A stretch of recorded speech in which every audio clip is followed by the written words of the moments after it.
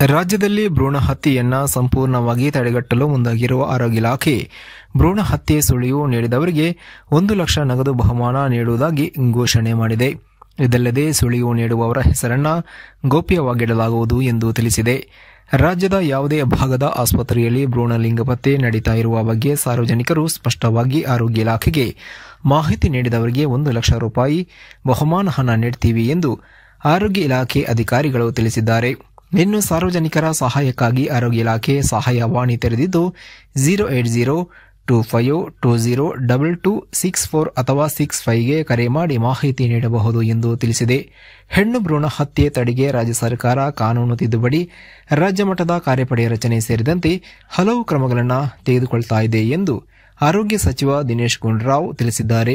ರಾಜ್ಯದಲ್ಲಿ ಹೆಣ್ಣು ಭ್ರೂಣ ಹತ್ಯೆ ಲಿಂಗ ಪತ್ತೆ ಬಗ್ಗೆ ಕಳವಳ ವ್ಯಕ್ತಪಡಿಸಿರುವ ಸಚಿವರು ಕಳೆದ ವರ್ಷ 1,000 ಪುರುಷರಿಗೆ 947 ಮಹಿಳೆಯರು ಇದ್ದರು. ಈ ವರ್ಷ 929 ಮಂದಿ ಮಾತ್ರ ಇದ್ದಾರೆ. ಮಹಿಳೆಯರ ಸಂಖ್ಯೆ ಕಡಿಮೆಯಾಗಿದೆ ಎಂದರು.